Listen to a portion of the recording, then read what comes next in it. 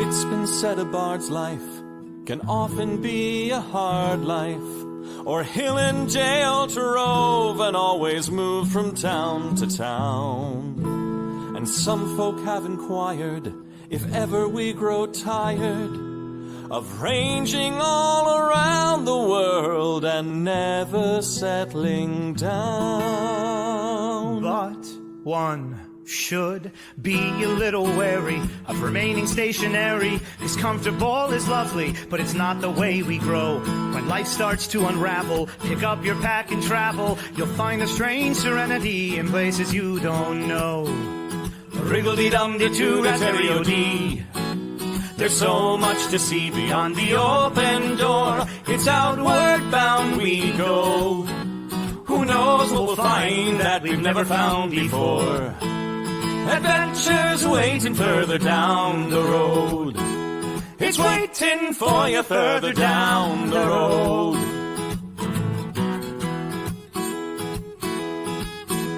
You've got no map for showing which direction you are going. But why start on a journey if you know where it will end? And once you recognize, to anticipate surprise, you'll relish every twist and turn that lies around the bend.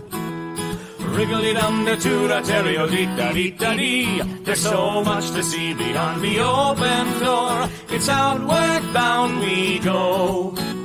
Who knows what we'll find that we've never found before.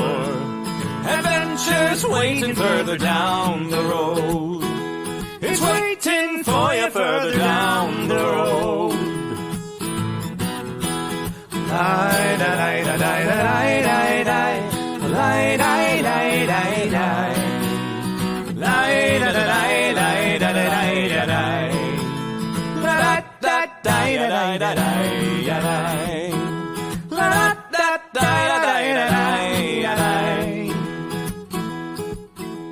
The world has got its demons. There are many reasons why you'd find it harder to be brave than be afraid. But every life could use some danger. Every friend was once a stranger. Ships are safe in harbor, but that's not why ships are made. Wriggle-dee-dum-dee-doo-da-terry-o-dee, dee-dee, a fwit-dee-dee-dee-dee. There's so much to see beyond the open door. It's outward bound we go. Who knows what we'll find that we've never found before. Adventures waiting further down the road. It's waiting for you further down the road.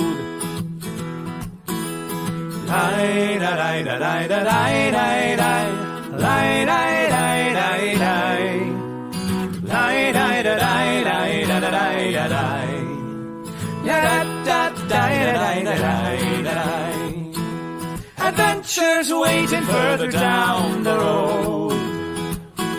Let's go!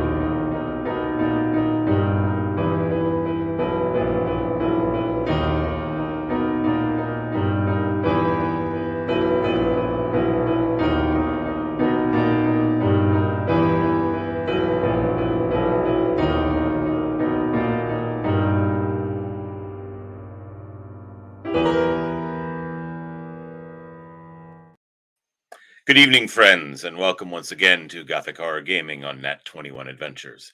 I am your host, the Gloom Master, and tonight we're in for another live role-playing game of horror. So if horror is not your thing, we'll do a quick content warning right off the bat. This involves graphic violence, horror, possible body horror rather. Um, there's all sorts of nasty things here, things of common phobias, that sort. So if that is not your thing, we completely understand. But we want to get this out of the way right now. This is, in fact, a horror-based game. If this is not your cup of tea, we understand. Please feel free to visit us at Net21 on Tuesdays for our regular gaming sessions. I believe they are working on Into the Feywild currently. I'd like to take a moment before we progress also to thank our sponsors. Our perennial sponsor, we do have Ren Adventures, renadventures.com. You can tour all sorts of places around the world with various Renaissance Fair performers who know the languages. For instance, you can go with Paolo Garbanzo to Italy and tour about, or to the Czech Republic. But we are offering, in particular, this winter in New Orleans from December 5th through the 9th, a special Ren Adventures where you can come down, tour New Orleans, and also play Dungeons and Dragons 5th edition with some of us who will all be down there for the Louisiana Renaissance Fair, and then thereby we will be your game masters. And then it culminates in a tour, a sort of behind the scenes VIP tour, if you will, of the Louisiana Renaissance Fair. Paulo and I are going to be working up the details, exactly what that involves in the next week or two. So please go to renadventures.com. Some people have already booked, and the tables are beginning to fill up. We'd also like to thank our friends 3D2U. They do 3D printing. They do wood burning. Amy of 3D2U was, in fact, on our program last week as she is about to graduate with her degree in forensic science. She gave us a little insight into how all of that worked. But their shop is 3d2u.org. Check it out. Go ahead and, yes, we do not condone murder, despite all the things we talked about on ways to get away with murder last time. We also would be remiss if we did not plug ourselves. I am the Gloom Master, and my wife, Handler Z. We have a book under the name Melissa Lee, my wife's name, called Dare. It is a collection of short fiction and poetry, horror and dark based. It is available on Amazon, either as a physical copy or as a Kindle, or on Audible, to which I narrate all the stories, and Melissa Lee actually narrates the poetry as well. So please feel free to check that out.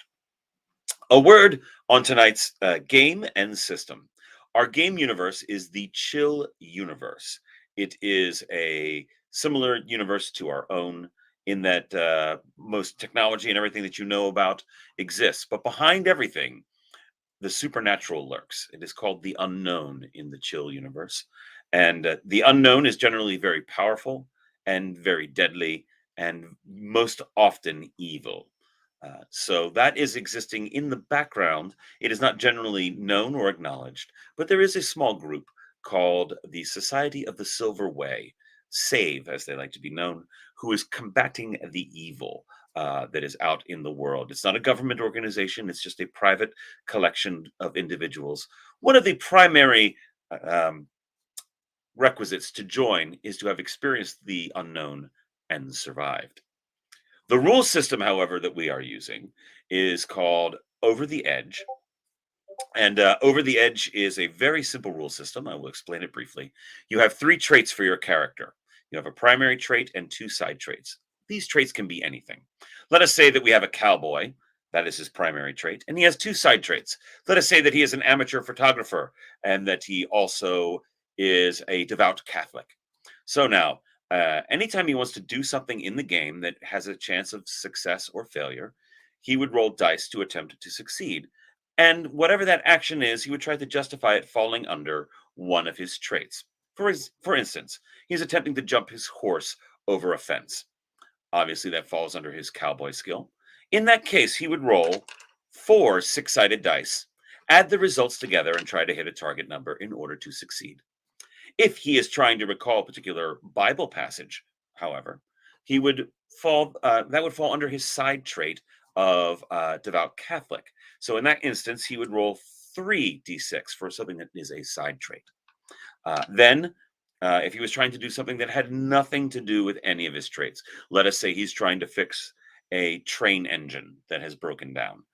Well, in that case, he would only roll 2 d6 and attempt a target number. Combat works the same way, except the die roll is opposed. So the target number is whatever the defense of whatever's being attacked.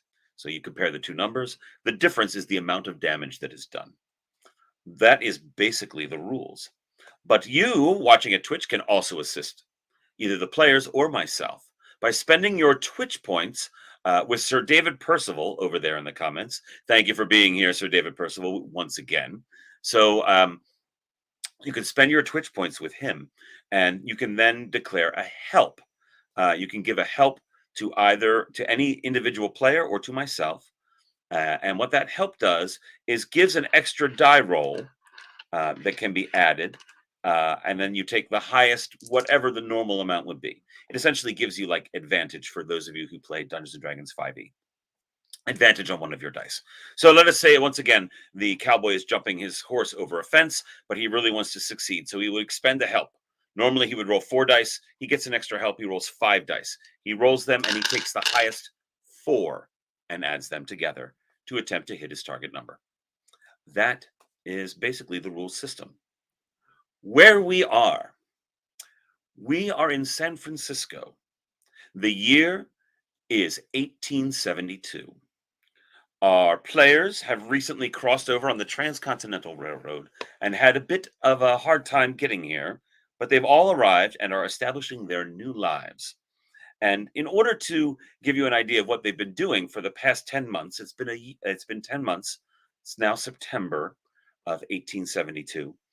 We're going to go through and meet our players, our characters, and find out how they have been doing and what they have been doing in the past 10 months. So we're going to start off with Roland Hussey. Roland Hussey is here. There you are. Welcome, well, good evening. Good evening, Glue Master. How are you tonight? I am doing well. Please tell us, tell all of us a little bit about yourself and how San Francisco has been treating you in the past 10 months. Well, as many of you know, I was a former lawman, and I was on that ill-fated train ride back last winter. But I am now here in San Francisco, and I have my own mercantile. I'm actually living in its setup over in Oakland because the Transcontinental Railroad, its final stop is Oakland, right across the bay. So I'm like, well, this seems nice. And so we've set up there, little shop there overlooking the water. And we're doing okay right now. It's not gangbusters yet, but I'm hoping that we do all right. Well, you are likely going to be gangbusters. Just for a little historical background, everyone. In 1860, the population of San Francisco was roughly 50,000 people. At this point, here in 1872, it is 150,000. So 100,000 more people have moved to San Francisco in the past 12 years. So the town is in fact booming. So I have no doubt that your mercantile will take off. And when you say we, do you have associates? Do you have? I have hired a shop girl. Her name is Margaret, and she comes in and mans the counter while I sweep up and attend to customers' needs, and also work with my suppliers. Very good. Well, one day you're in the back, setting things up in the background in this back storeroom, when Margaret sticks her head around the corner and says, "Excuse me, Mr. Hussey, sir." Oh yes, Margaret. How may I help you? There's a gentleman here to see you. He says he's an associate of yours. Oh, all right. I'll be right out. As you step out of the back storeroom, they're standing at the counter, thumbing through the California Republic, the newspaper.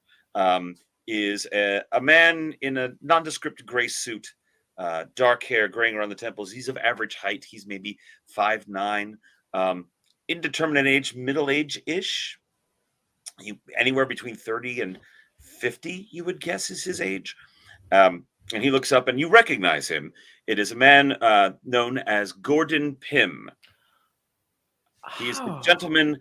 As you left the train, he invited you to join the SAVE organization to help combat the unknown. After giving you the initial uh, introduction, you have heard virtually nothing from him since.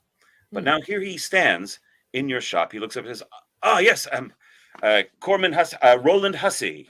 Yes, it's good to see you again." Mr. Pym, isn't it? Correct. Very good memory. Thank you, sir.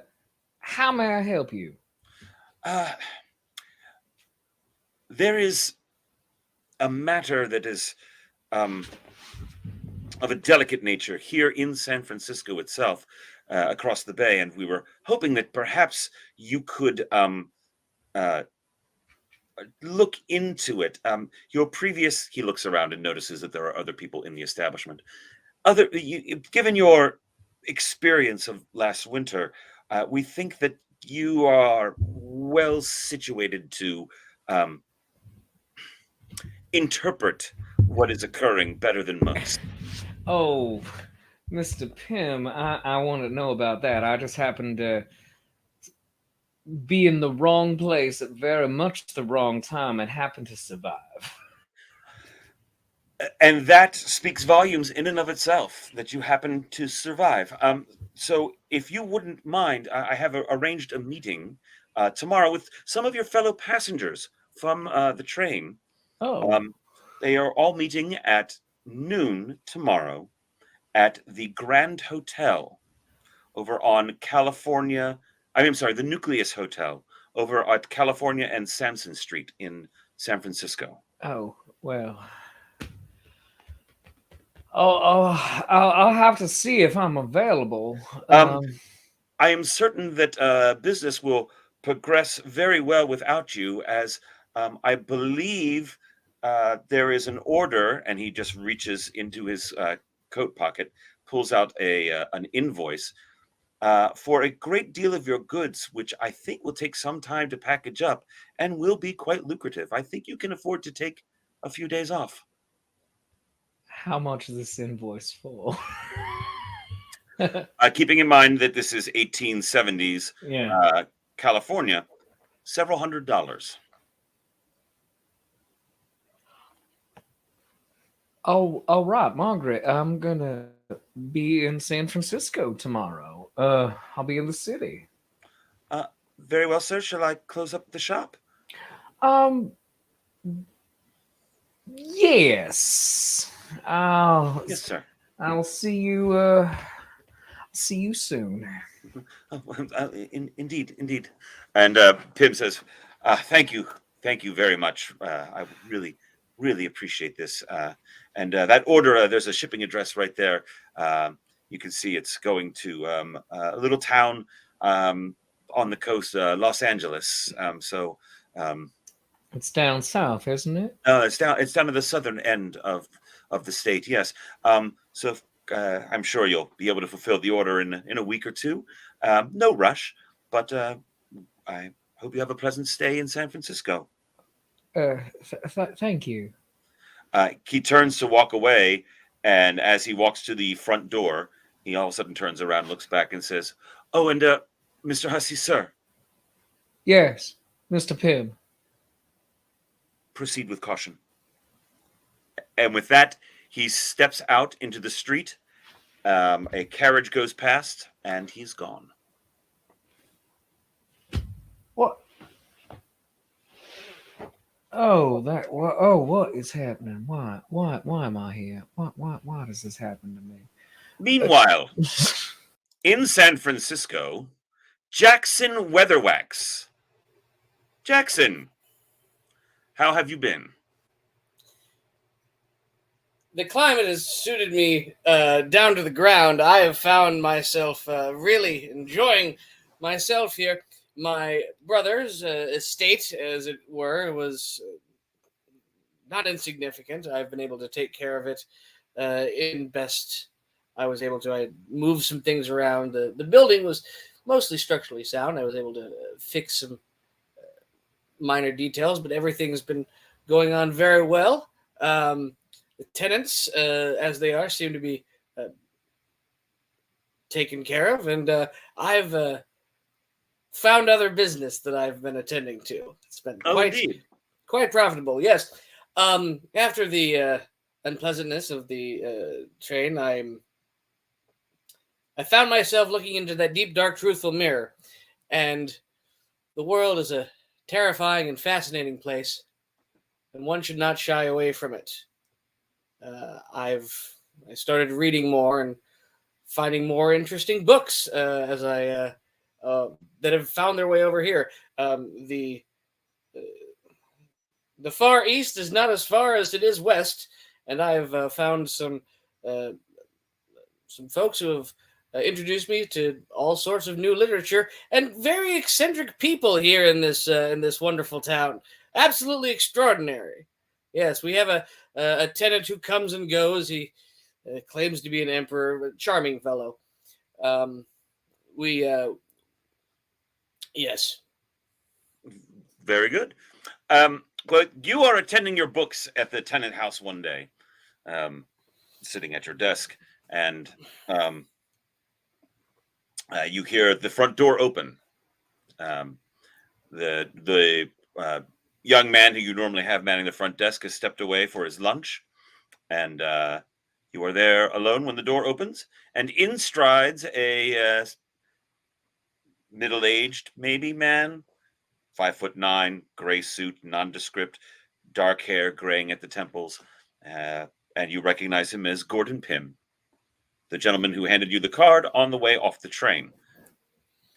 Mr. Pym, the pleasure is mine. Welcome. Yes, Mr. Weatherwax. It's delightful. He looks around.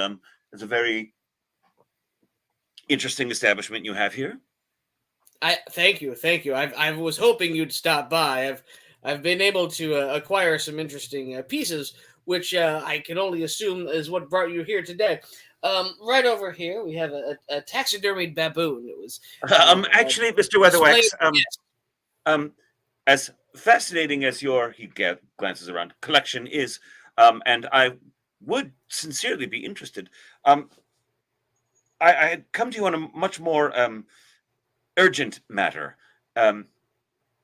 There are I don't know if you've been reading the paper lately, but there have been a number of businessmen who have gone missing in the past few weeks here in San Francisco, and something has come to our attention that we believe that unpleasantness with which you are familiar with may in some way be involved.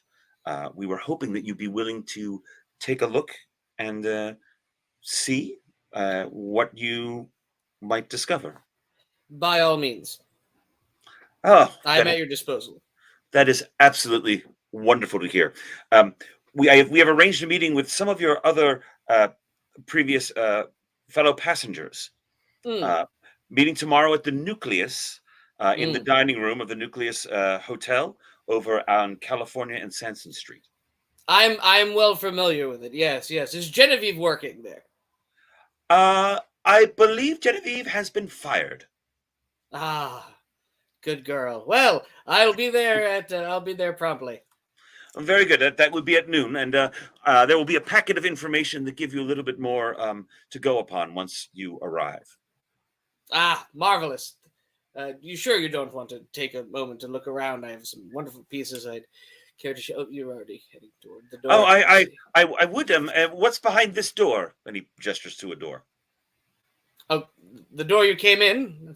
No. Gesturing to a different door. Those are my private chambers. Oh, how fascinating. He opens the door and walks inside and closes the door behind him.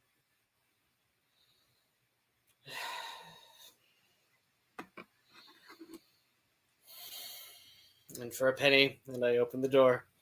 And no one is there. Well,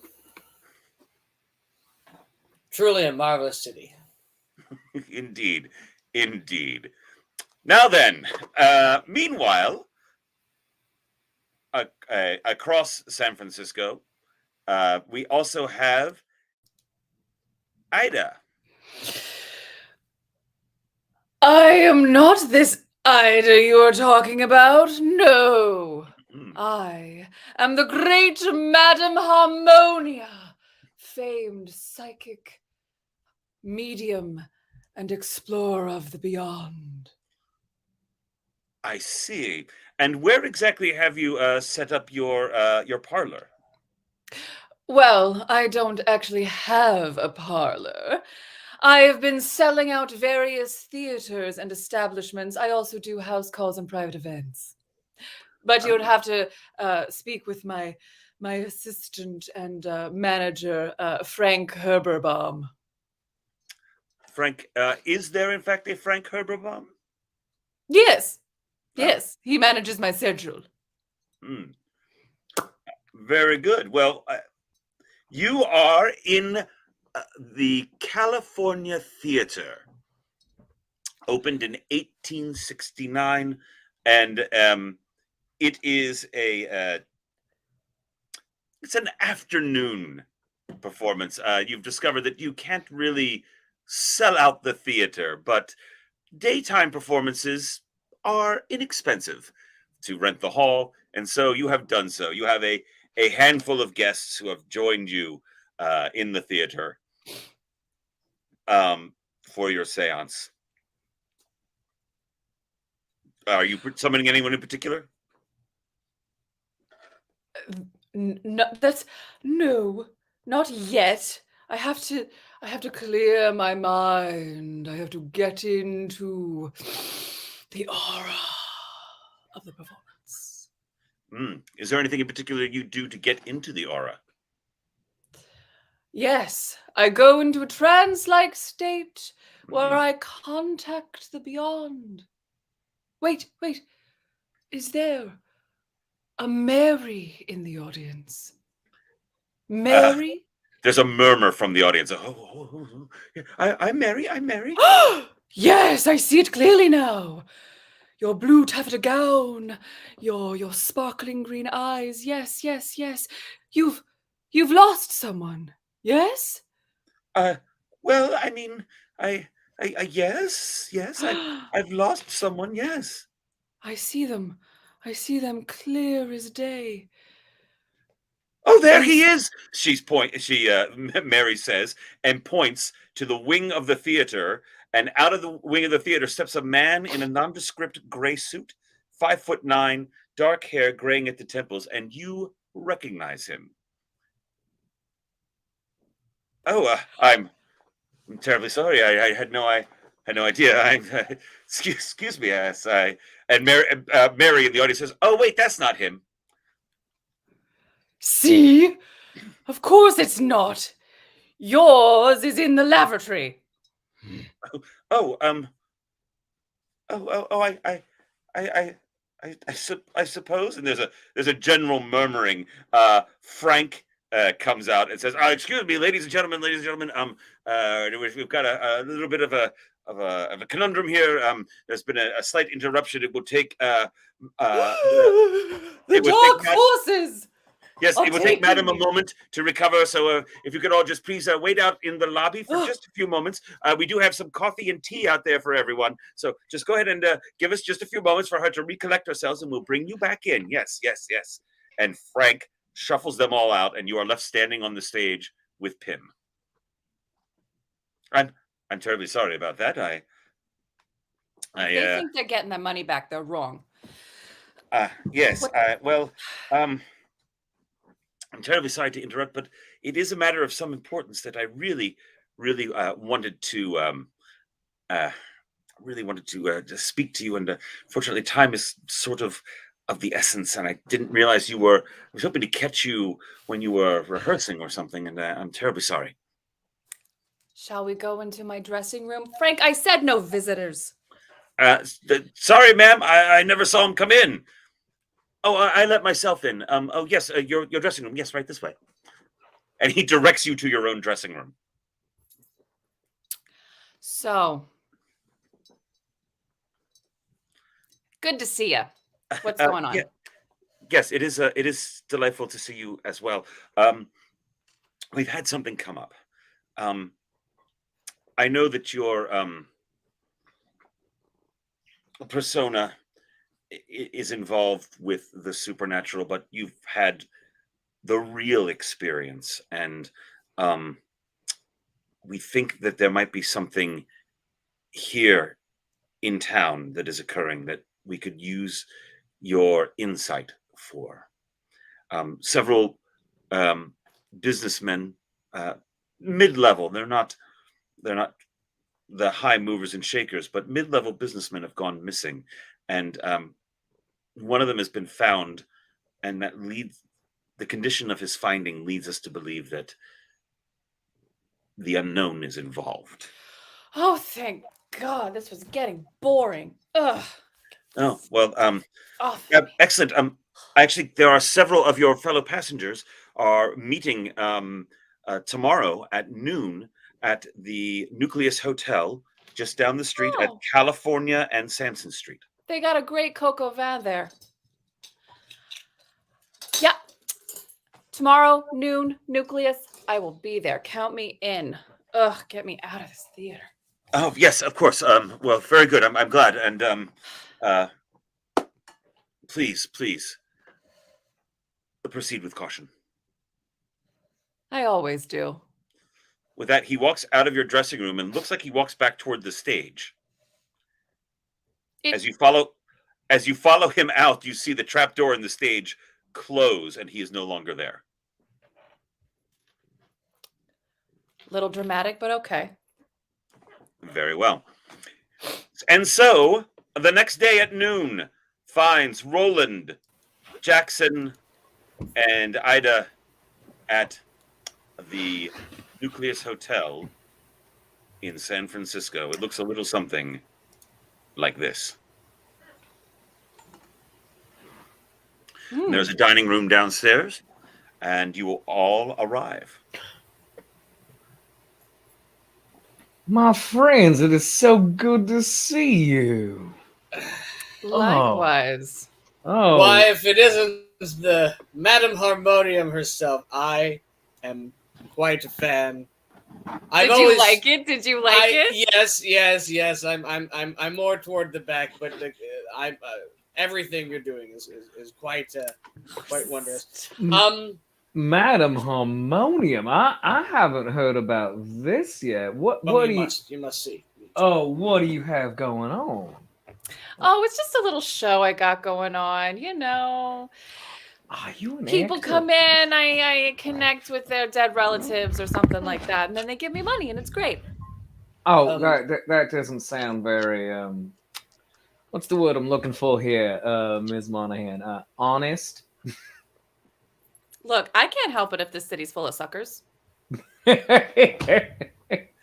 Also, that's true. the performances are.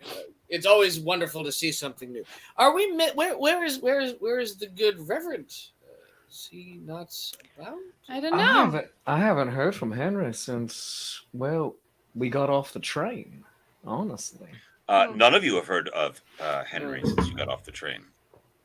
He has disappeared into town, and perhaps beyond. You do not know.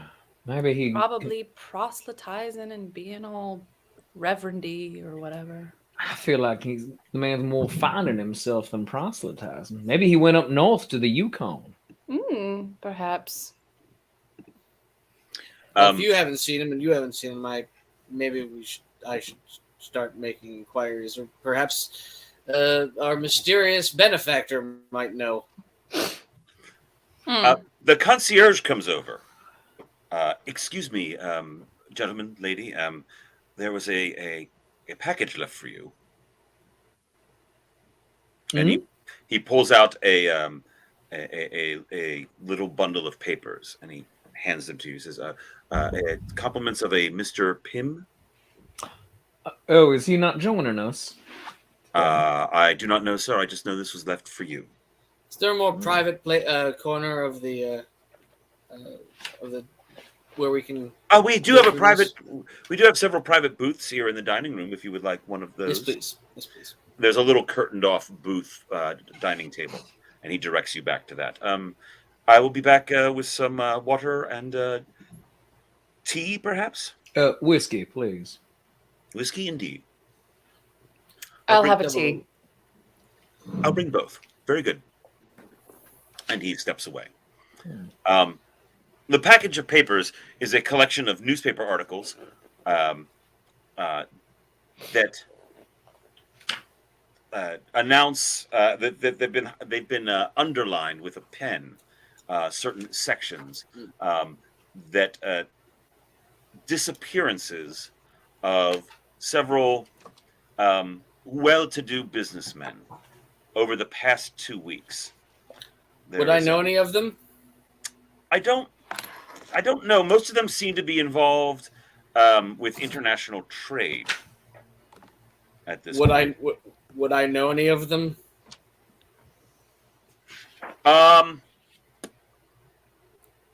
Yes, you do recognize one name, Winfred Ellis.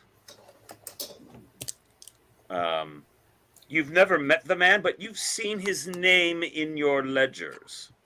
Hmm. He has spent time in your tenement establishment. Ah, Am I recognizing any of the locations where these international businessmen have done business, such as maybe on the address of the invoice for the bill of lading I was just given yesterday? No, the address for the bill lading is for Los Angeles. That's right, Mr. These Stein. gentlemen are all local to San Francisco. All right. There is, in addition to Winfred Ellis, there is an Edmund Bagstock. There is a Dayton Tapley, and the newspaper from this morning is on there as well. And then the name that is circled on that one is Nathaniel Bradbury. I am my own random name generator. For those who are curious, but I will put those names in the comments so that you can have them. thank you. But the first one to go missing was Edmund Bagstock, followed by Dayton Tapley, and then subsequently Winfred Ellis, and lastly, most recently,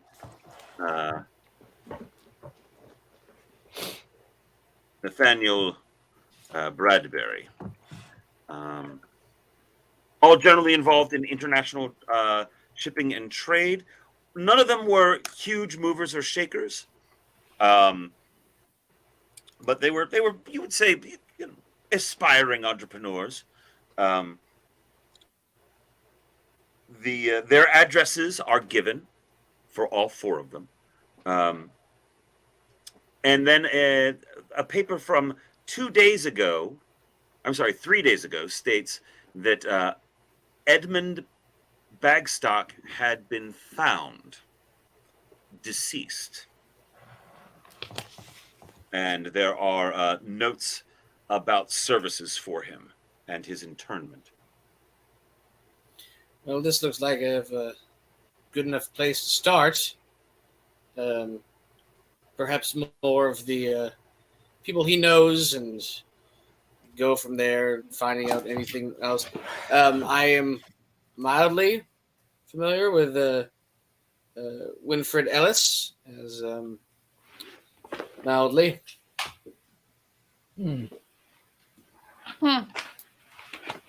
So what makes Mr. Pym, though, suspect that these are of the unnatural?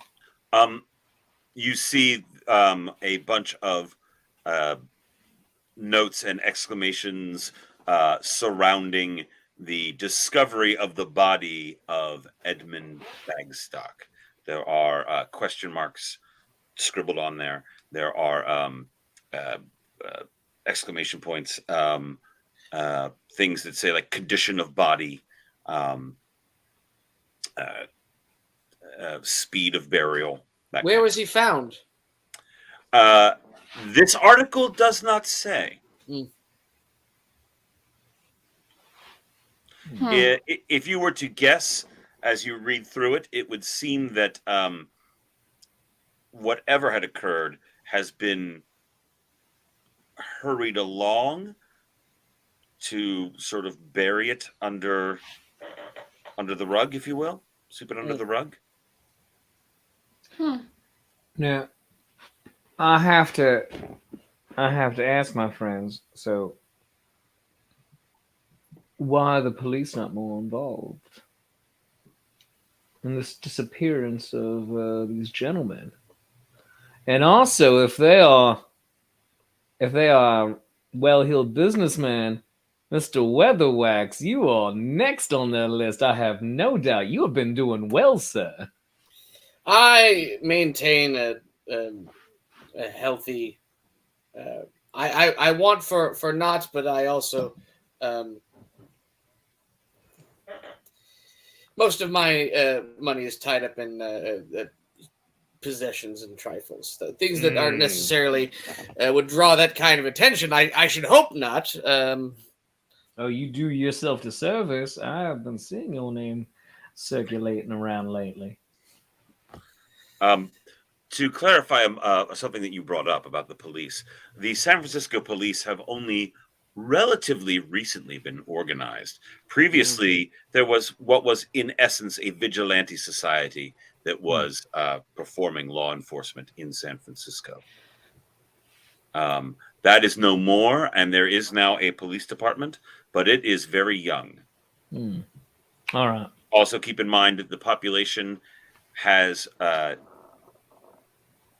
doubled twice now since in the past 12 years. The population has gone from 50,000 to 150,000 in the span of only 12 years. Yeah. And certainly the police and the police in this that I've seen have spent a great deal of their time really harassing our Asian friends. Perhaps this is perhaps we shall gain more without their attention, gain more information. I absolutely agree. All right. So I figure we could maybe talk to the families? All right. Do you think that before we begin, I mean, we were lucky that it was we four on the train who rather banded together and found each other and were able to make a difference and help stop that madness. But surely in a town of 150,000 souls, there's a few others who can also help us. Maybe we could pool our resources. I might have some connections in that field, as does Miss Monahan as well. I can only imagine that not all of her fans are might be in on the act, as it were.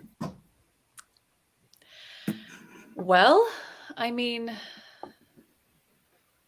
I don't know.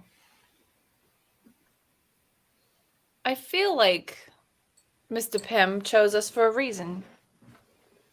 All right. I'll buy it. Well, I kind of wish I'd kept my axe, though. Well, What's that thing? we can You just need come an over axe, to my we- mercantile and I'll fix you up with another one, miss. Well, right. You know, I'm not gonna pay for it though. If you're No, missing Friends and family. your particular axe, I have it. You I have was my waiting- axe? I was waiting for a special occasion, but I suppose I could. How'd you get my axe? My axe? The axe that I with that zombie I have all of them. off. What?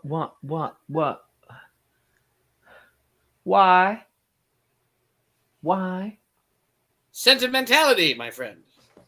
Sentimental. Also- You and I, Mr. Weatherwax, obviously have a very different definition of sentimentality.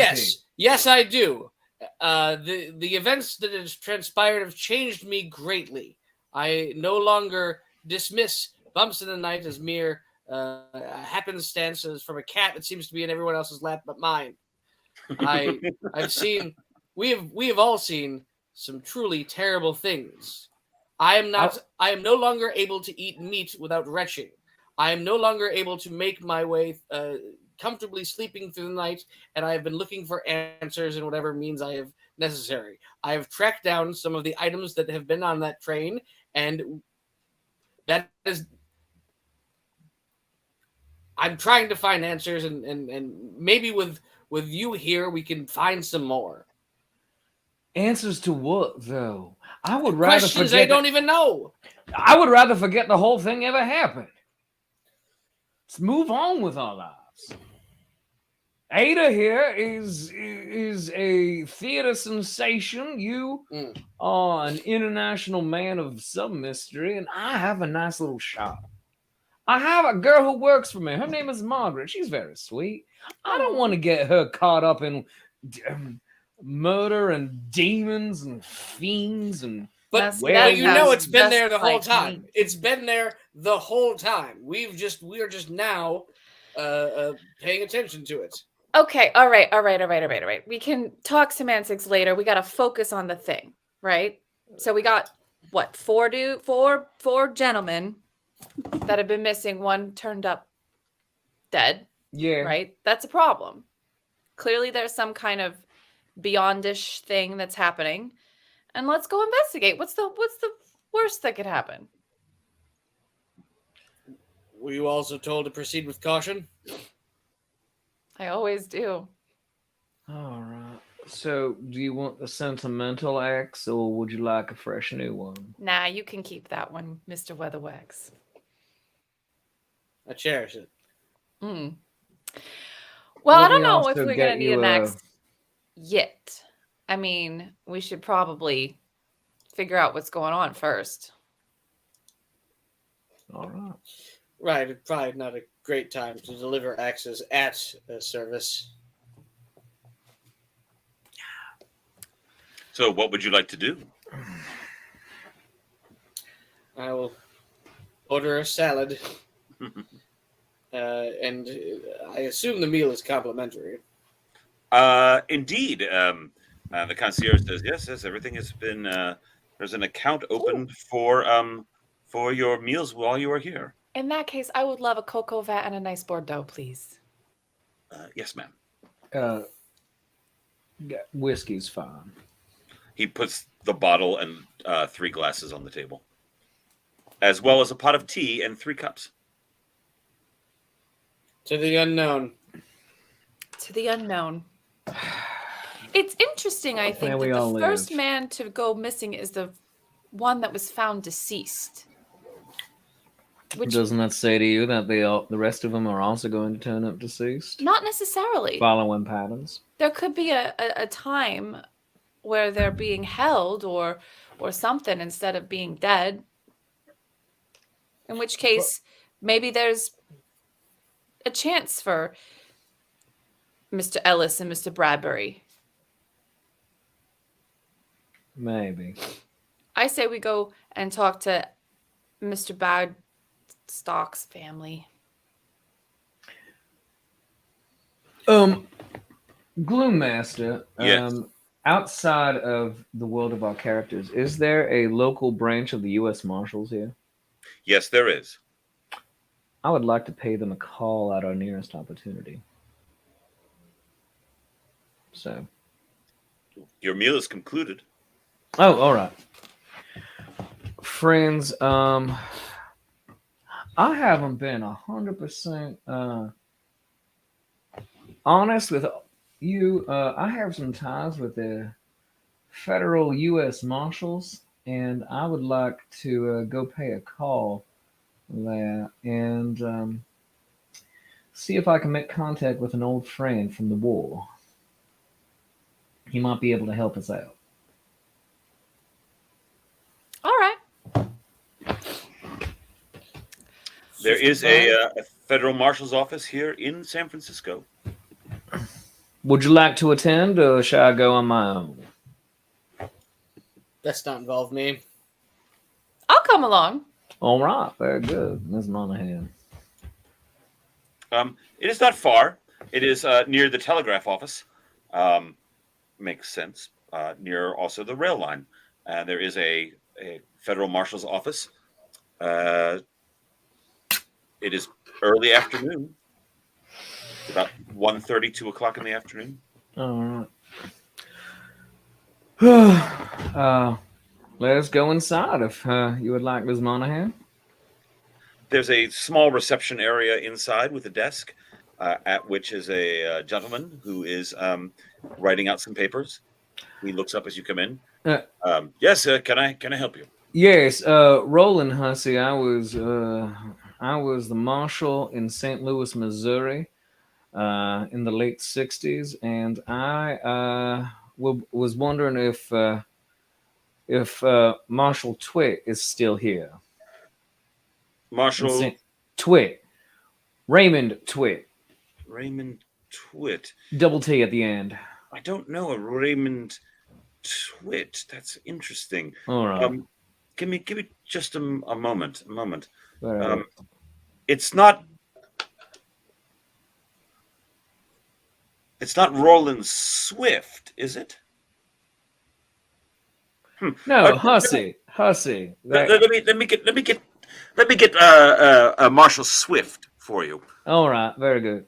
And he opens up a back door. You hear him talking to somebody. I got bored and came inside. Sure enough, the man. That's a moment. Melissa, write that down. And Lizzie, write that down. I got bored. I came inside. The man you know as Marshal Raymond Twit comes in, and he says, "Oh, Roland Twit, how are you?" It's Swift now. Oh, you changed it. Come into my office, would you please? All right. May I bring my friends? Oh yeah. Any friend of yours is a friend of mine. Yes, of course. Excellent. Come in. Yeah. So Raymond here and I, we served together in the war, and then also in Missouri, in St. Louis. Which is why he says, yes. Once he gets in the office, I found it best to change the name.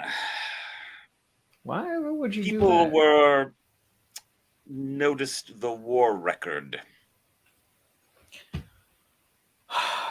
It was easier than trying to explain. This is a place for new beginnings.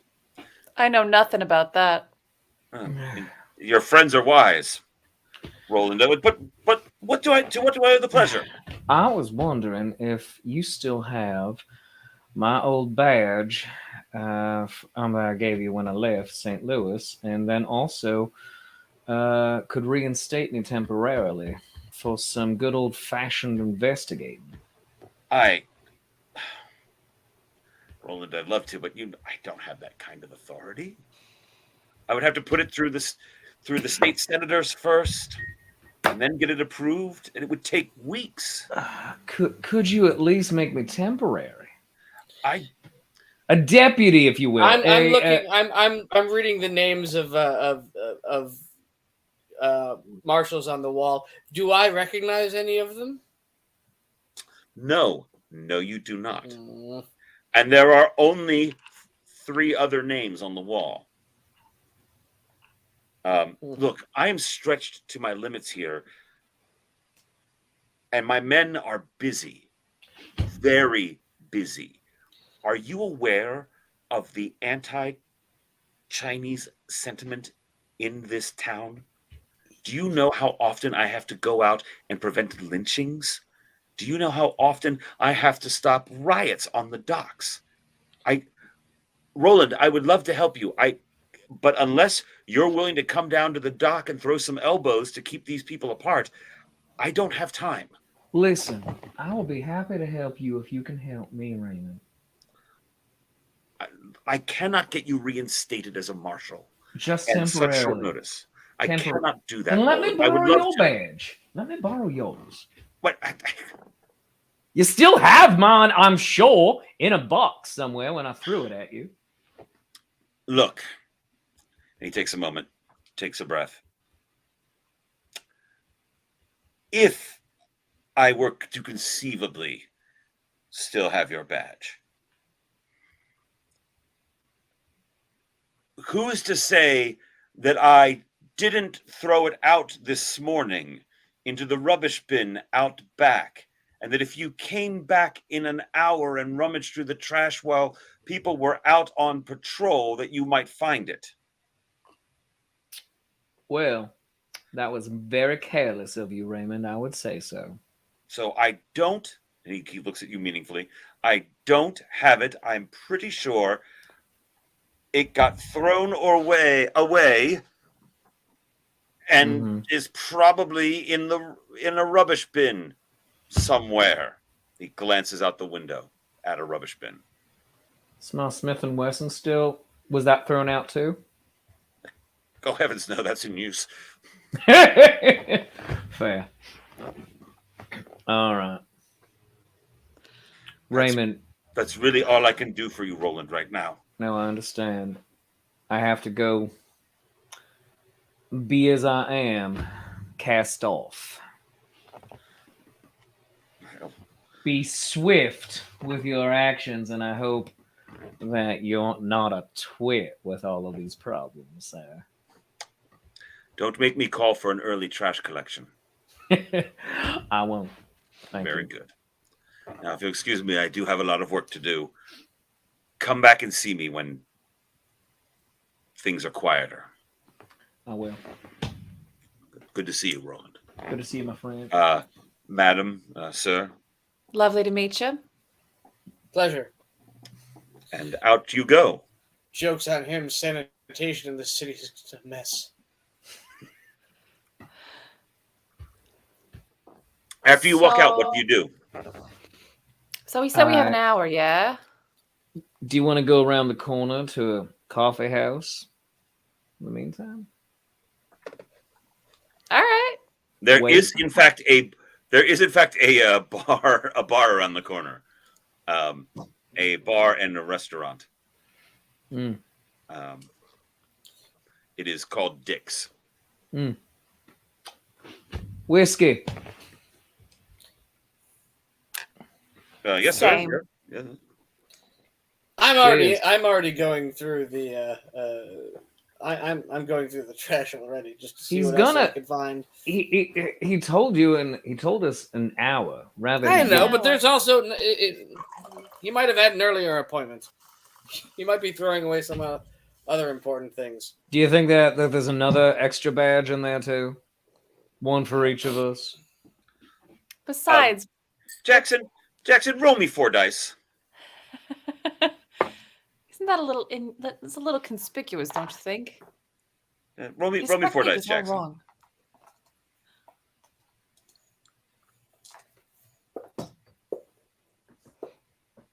Oh. 17. You intuit that he has not thrown it out yet. He's giving time so he can throw it out and still claim plausible deniability if it is ever discovered that Roland got his badge back. I didn't find anything else of interest. Are you actually going to go through the garbage now? Things have changed for Jackson immensely. All right. You go in the back and you start looking through the rubbish bin. The back door opens and Swift steps out with a small box in his hand and sees you, sighs, and goes back inside.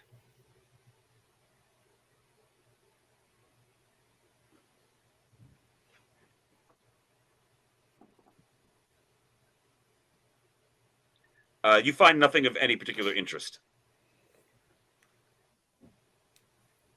Roland.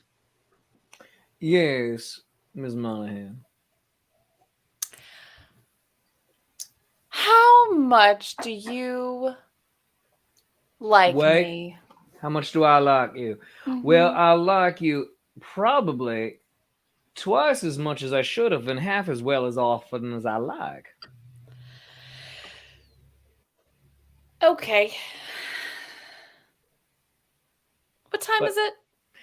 Oh, I would imagine it's probably nearly 2:30. This is not an ideal time. Maybe I can come back when it's darker? All right, I'll be here. All right. I've gone back inside. Jackson rejoins you in the bar. Jackson, whiskey? Yes, thank you. I stopped drinking. All right. Should we do something in the meantime? Dance. All right. What about cards? You play some cards for about an hour beyond. So about an hour now has passed further. It's now about Do you 3:30. have any twos? Go fish. I would like to do a real quick walk by to see if Mr. Swift is not there anymore. As you walk around the back alley, you don't see anyone out there. Is there a window? There is a window, the window he gestured out of. The curtains are drawn on it. Is there light coming from it? It is still 3:30 in the afternoon, and you do not see any light coming out from it. Too much of a risk. I'm going to wait till it's dark.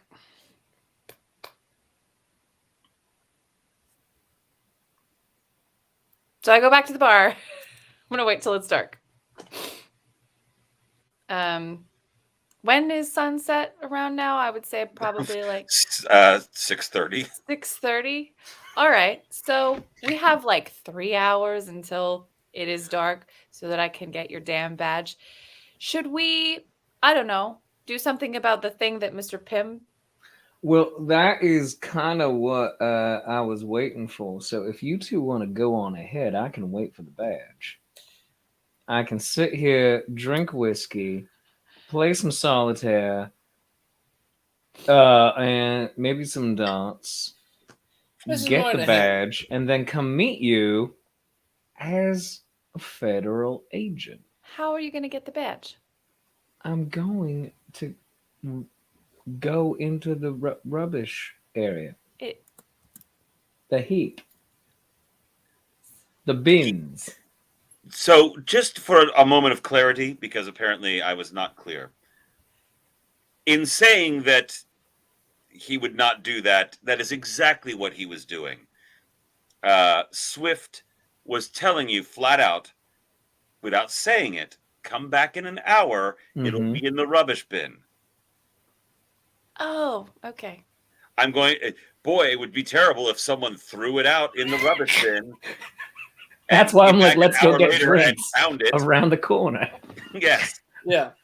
And he's closed the window and the curtains so that he can't see that if somebody goes through the trash, he won't see it. Got it. Okay. That I would go be- through the trash. Yeah. Well, you find a badge. Great. Thank you. It says Oh. Tootsie on it. I take the badge out, but I keep the box. I pocket the badge. This was in the trash.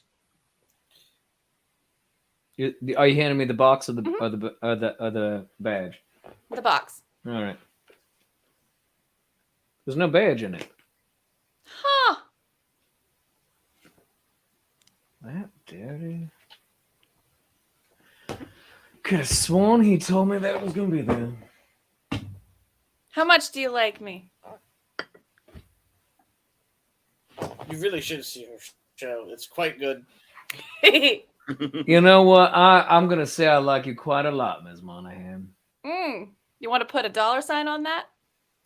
Fine, I like you $sign. I hand him the badge. Ah! All right. Now we're official. Let's go investigate. It's about 4 in the afternoon at this point. Where would you Now like to go? I had a thought, Miss Moynihan, in your role as Madame Luciana, I've already forgotten it. The Harmonia. Harmonia. Thank I you. like Luciana quite a lot. Uh, I heard she works down by the docks.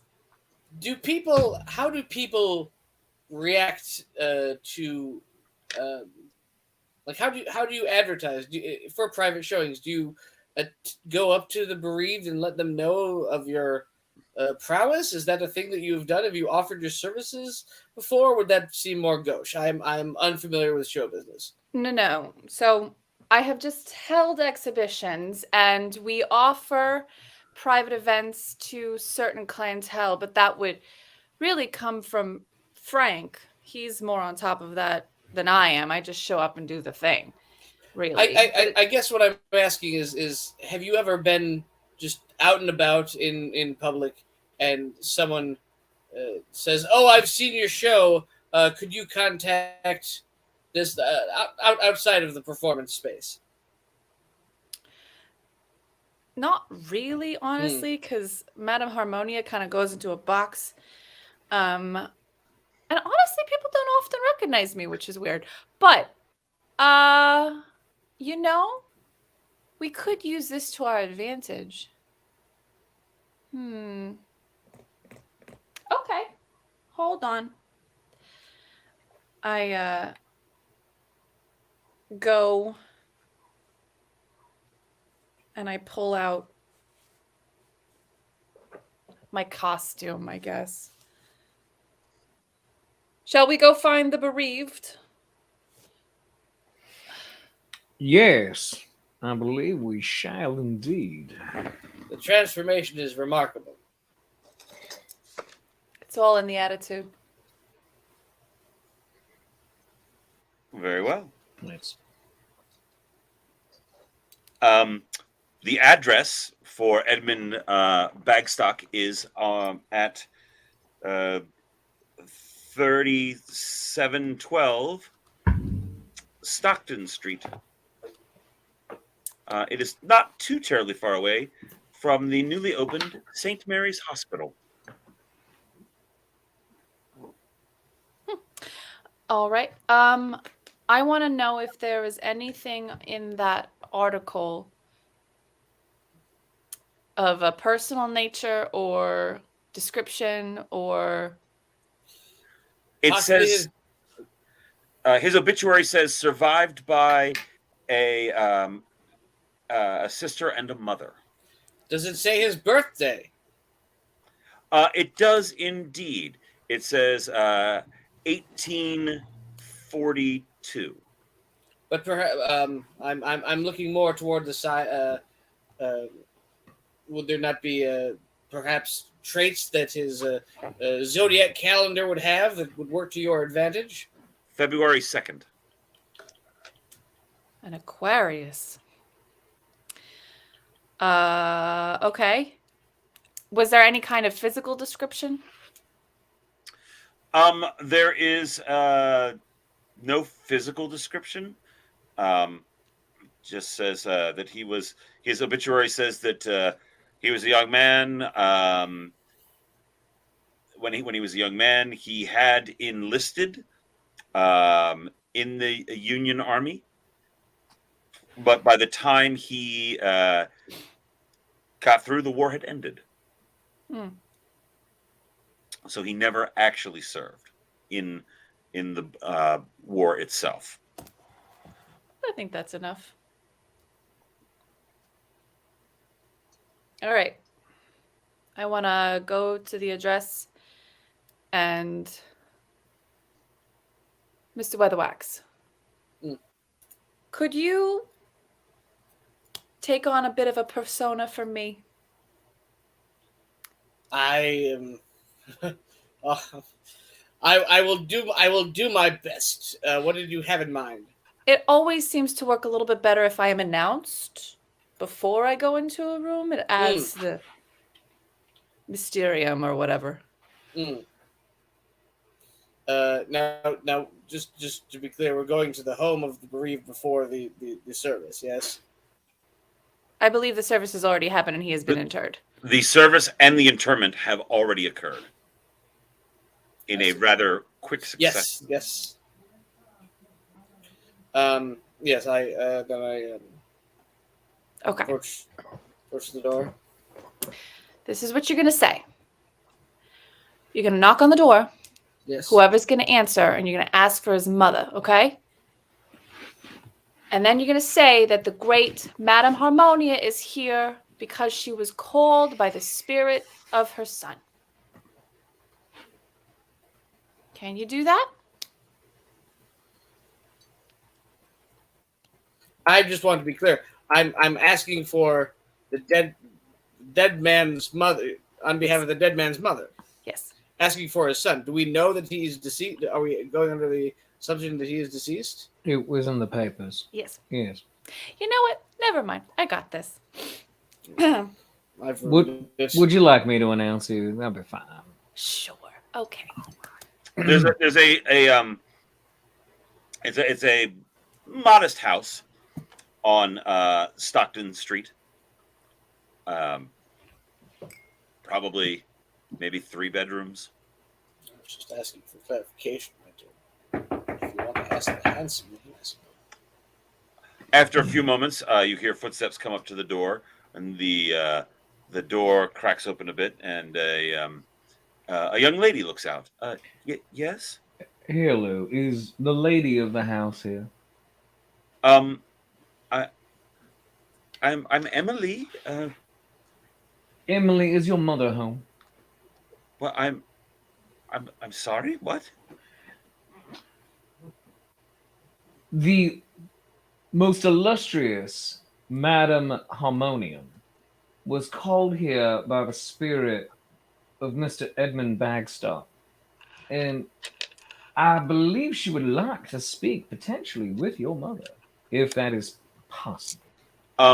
She takes a step back, a little shocked. Ida Monahan, I would like you to roll for your performance. This is to establish your reputation, to see if this young lady has heard of you. All right. So what you would feel would be your performance roll.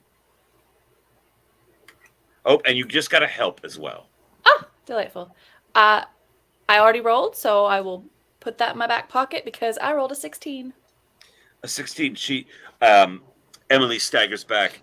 Oh my goodness, yes. Oh my. My mother is not. My mother is in Illinois. But yes. Please come in. She motions you in. Hello, my dearest. I am so bereaved to hear of your loss. Oh, thank you. Please come to the parlor. Would you like a seat? Would you like anything? I can get you something. I would like. I cast my eyes around the room. Is there anything that I can see of note that would give me a clue towards Edmund's identity? There is a picture of Edmund. Great.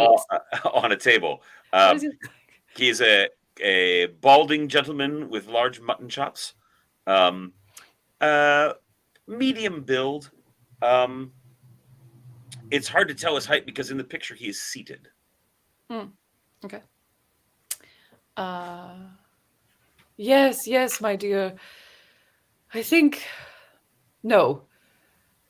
I would like to just get to my work, if that would be all right with you. Your work? I don't understand.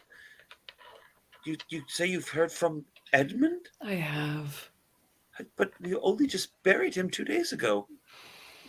His spirit is indelible, my dear. We do not comprehend what the beyond has in store for us.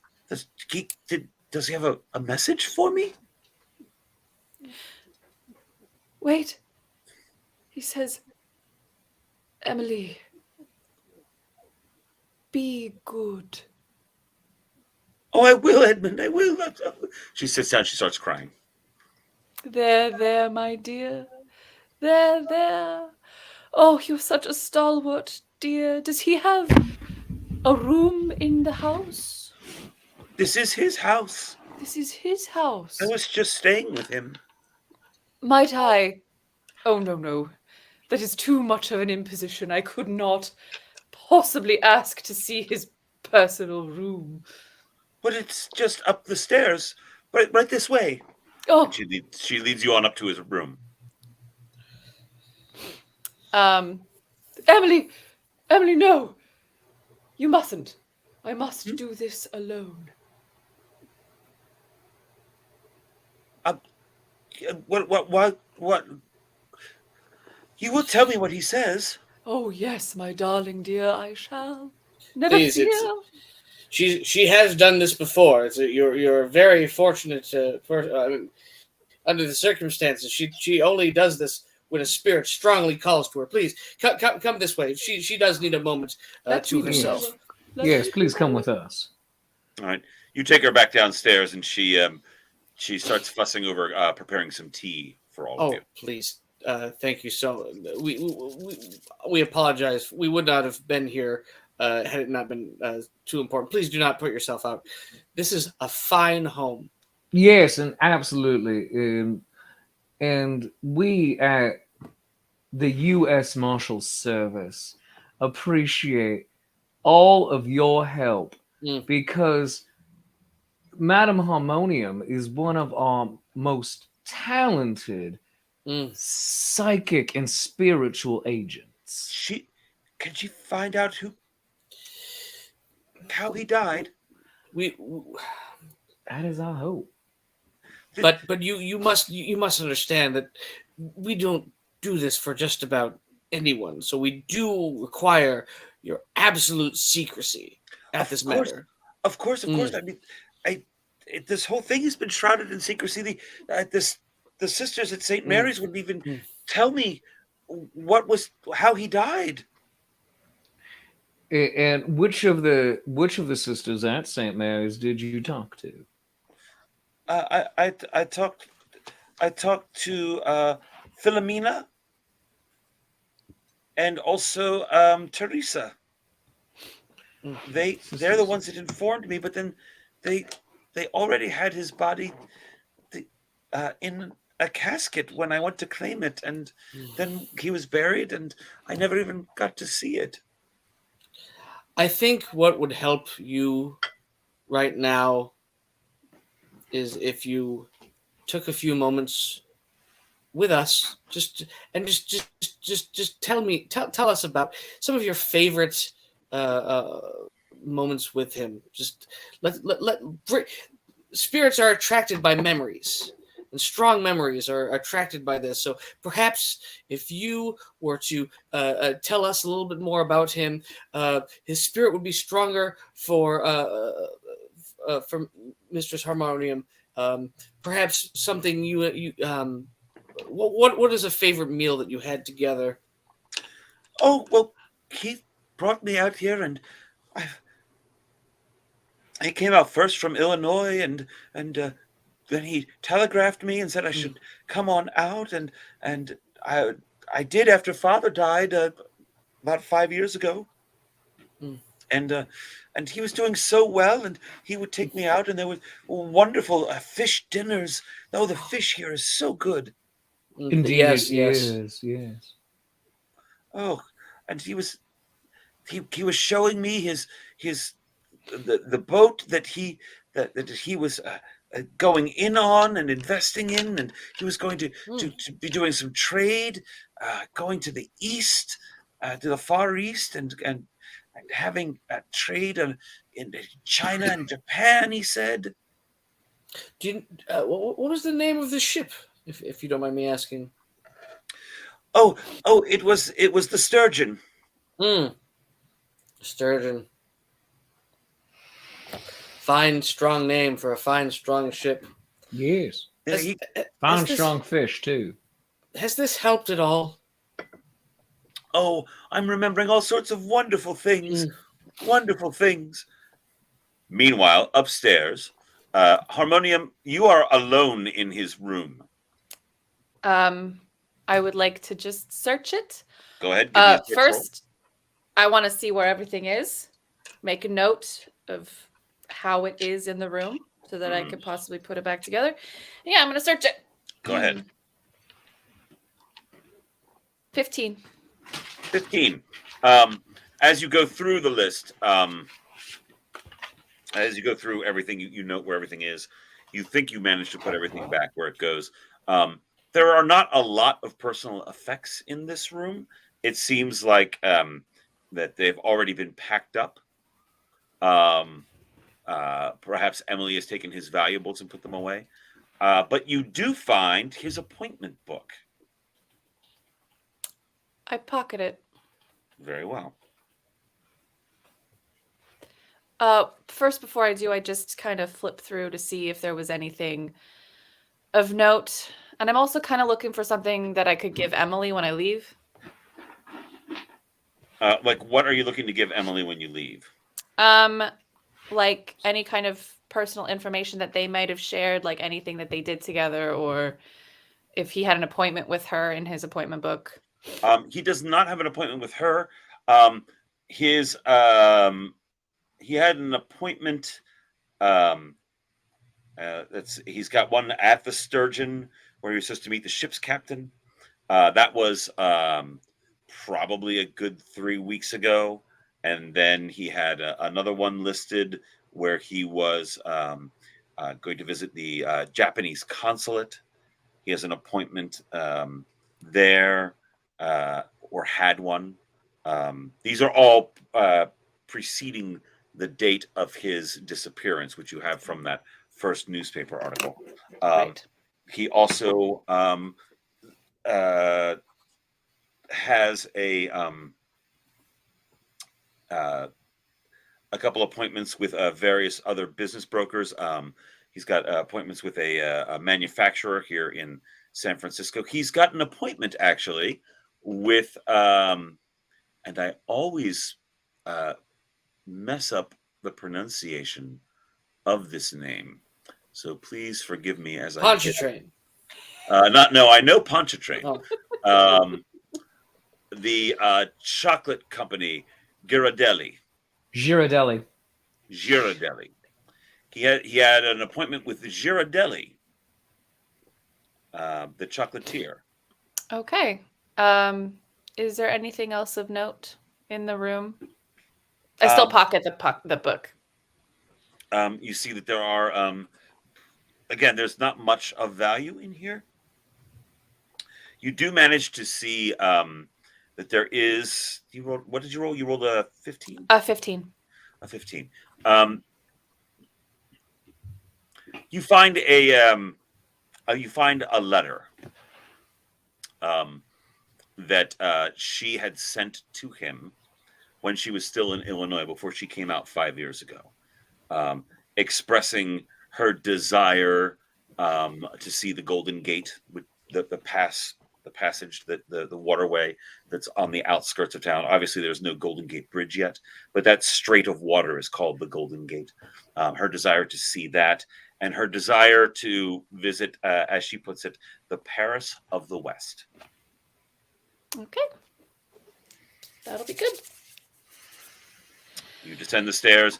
Roland Jackson, you are talking to the young lady still. She has been reminiscing as when they were in their childhood, and playing in the fields by the family farm in Illinois. Discussing how he used to catch toads. Illinois, the land of lakes. Oh. Isn't it Wisconsin? Here she is. Oh, Madam. Mistress Harmonium. I have communed. I have communed with dear Edmund. What did he say? He says, Of all the things that he has done in his life, he was so glad that you were able to come and see the Paris of the West. Oh! She gets all flustered. Tears start flowing once again. And how did you find the Golden Gate? It's beautiful. She breaks down crying again. There, dear. Know that he is at peace. Oh, that's so. I will tell Mama. Good. Good. We shall go.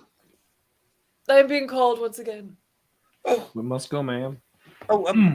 Madam Harmonia, if he should contact you again, you will tell me, yes? Oh, yes, Emily. I will be here straight away. You could also come to one of my shows. Half price off. You're too kind. Thank you. Right in the front row. Oh, thank you, dear. Thank you. Be well. And you make your way outside of the Bagstock house. Madam Harmonium, you are good. You should really see the show. What can I say? There's lighting. There's smoke effects. Mm-hmm. The dance number goes on a bit too long, but that's just a personal. Listen, I've always wanted to be hoisted up by strong gentlemen and twirled around. So Yes, you can Frank sit does there. not need to go out there 20 minutes before you do and show off that he took a day of tap dance lessons. Fine. Anyway, so Where next? I'm not sure what you guys found out, but I found his pocketbook or his address or His schedule address thing. book. His Yep. appointment book. His appointment book. That's the one. What do we got? He seems to be doing a lot of business with foreign, I want to say of the East, Japan maybe. And Makes a lot of sense. there's something called the sturgeon that pops up a couple of times. All right, it's a fish. Also, the name of his boat. There's that. That makes more sense. Perhaps to the docks we should go. I have a few connections there. I might be able to. Did she say anything about his death? Well, also, No, he kept her talking about their childhood in Illinois. But also about. I thought she was going to come down the stairs, and we were going to. It's part of the show. You should see the show.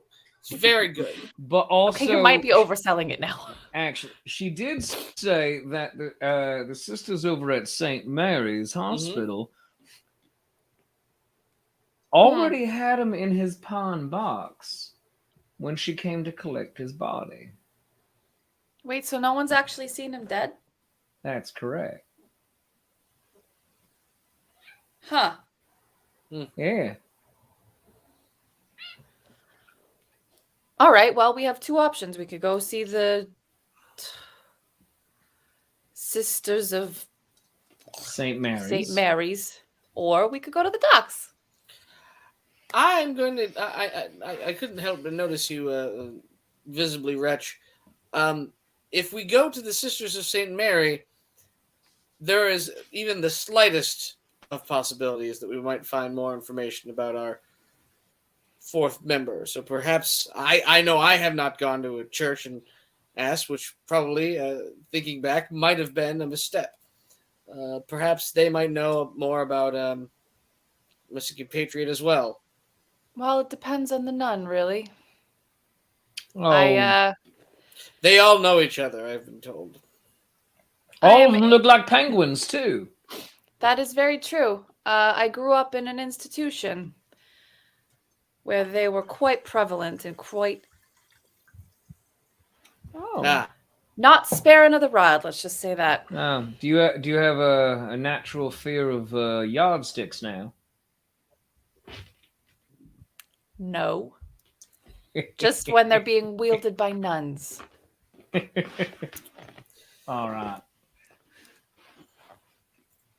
So let's go to St. Mary's then, my friends. Just down the block. St. Mary's is not far away, and so you go and see ironically enough, the Sisters of Mercy, not the band, but the Sisters of Mercy are the group that set up St. Mary's. We would lose every time. Ready, Brides of Christ? So you do arrive at St. Mary's Hospital. Obviously, it is not like a modern hospital. It is a lot more. It's not all that terribly different setup than a hotel, / church. And so there is someone, as you come in, there's a lobby area. There's no desk, but a nun comes over as you walk in and says, yes, my children, can I help you? Ma'am, we are with the U.S. Marshal Service, and we are investigating the death of one Mr. Edmund Bagstock, and I understand you saw your society saw his last remains. Sister Philomena was the one overseeing that poor unfortunate soul. I can get her for you. If you please just wait right here, I'll be right back. Thank you. And sure enough, very shortly thereafter, a much older woman in her habit appears, and she is introduced to you as Sister Philomena. Sister Sister Philomena, I'm Roland Hussey with the U.S. Marshal Service. These are my associates, Mr. Weatherwax, Ms. Monahan, and we are here investigating. We are here investigating not the nunjas, but rather the disappearance and sad death of Mr. Edmund Bagstock. We Federal Marshal, you say? Yes, ma'am. Here's the badge. May I? Absolutely. She holds out her hand. She looks at it, turns it over for a moment, hands it back to you. Very well. Please come with me. And she leads you to a small office, closes the door after looking out and around first, and then closes the door and locks it and turns back to all of you and says, how much do you know? I know that he disappeared, and there are currently 3 other disappeared businessmen in this area, which means there is a spree, shall we say. I know that when his sister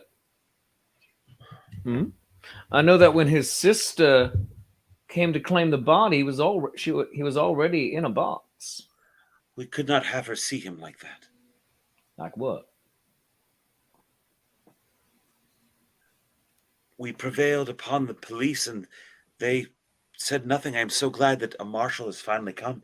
It was horrible. The way he was brought to us, it was... She goes around behind her. Apparently there's a very simple, plain desk there that is allegedly hers. There are some documents upon it. She reaches into a drawer, pulls out a decanter of some brown alcoholic liquid, pours it into a decent-sized glass, and takes a long pull. Sets the glass back down. He... Respect that. He was bound. His hands and feet were bound in some kind of cordage, and if you didn't know any better, you would have thought that he was pulled out of a pyramid in ancient Egypt. His eyes were sunken.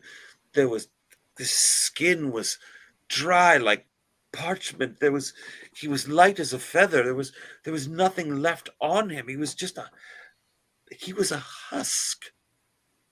there was no way we could show his poor sister what he looked like. So we merely we tried to get the police to come and look, and they gave a cursory glance, and then we put him in a coffin and buried him as quickly as we could because we did not want them to see. Were there any extra wounds? Any bite marks on the body?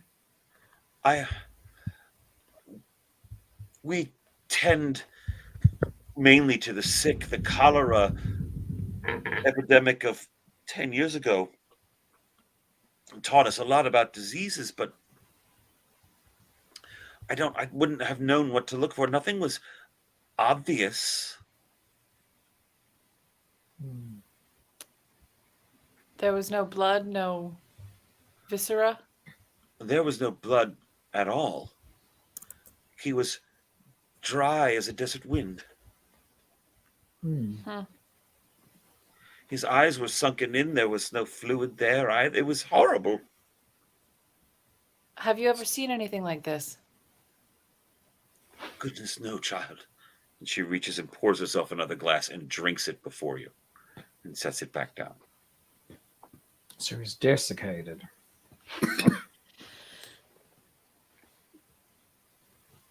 Do you think there's any other kind of information that you could give us that might be helpful? We are trying to figure out who could have done this. They found him in a hotel. Do you know What which hotel? He was at the Palace. Palace. I know it well. That is as you all know, that is an upscale place here in San Francisco.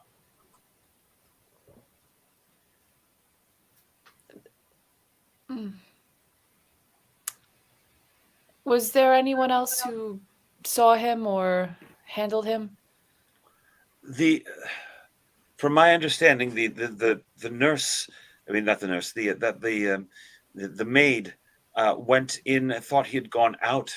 He had spent the night, and they thought he had gone out for a bit, and so they went in to make up the room, and the poor maid found him, and as far as I know, she is still recovering from the discovery. He was found in his bed, in the room, bound thus, and the hotel staff snuck him out the back and brought him here so as not to alarm the other guests. All right.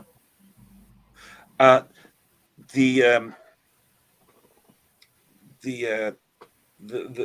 concierge at that hotel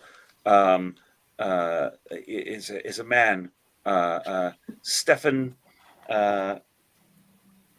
Henderson. He's the one that oversaw everything. He could probably tell you more.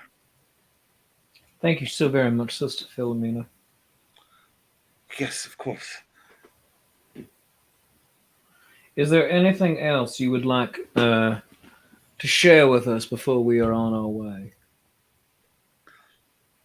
That is all I know of. He was brought. I mean, it's scandalous, but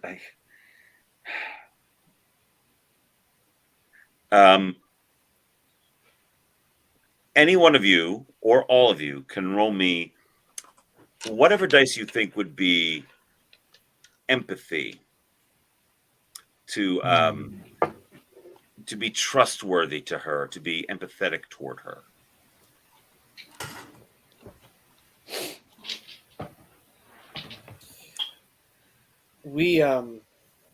I rolled 10. Just gonna roll 2. Yeah. I've also got a 10. I'm going to say, we are. It seems that we are often, despite our various faiths, found in in God's service. We have a mutual friend who showed us that desperate times brings forth behaviors and qualities in humans that we didn't know possible. A dear friend of ours who was a man of the cloth who had deep questions in his faith, but it never stopped him from being a good man. In fact, he's the reason we're all here, if I'm being frank with you. We appreciate all of your help. We don't know. We're learning as much as you, but we have seen terrible things before.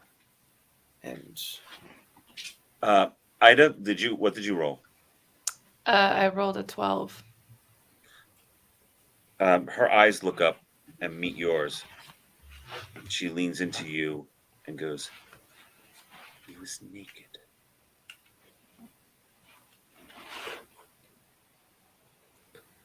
I'm sure that was quite a shock. Thank you for... Given everything else, yes. We will take that into consideration. For the sake of his family, please. Indeed, yes. Now, if you'll excuse me, these memories are not fond for me, and I need a few moments. We will be on our way then. Thank you for all of the things that you've said, all of the information you've given us. Thank you so very much, Sister Philomena. thank you. Go with God, my children. And she shows you out. Back on days.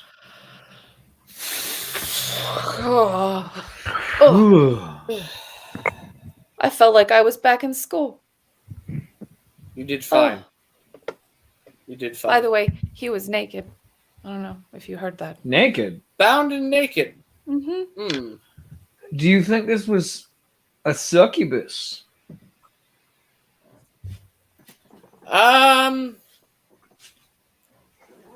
If we're going with if we are going with the unnatural, then I'm going to make a role based on one of my professions to see if I know anybody who might know things about that. Go ahead. I don't have any helps from this game because we used them all in the last game. No. There are some We have here. one. Hang on. Oh, do I have one? Yeah. each of us has one. Oh, thank you. I'm going to use one to start off with.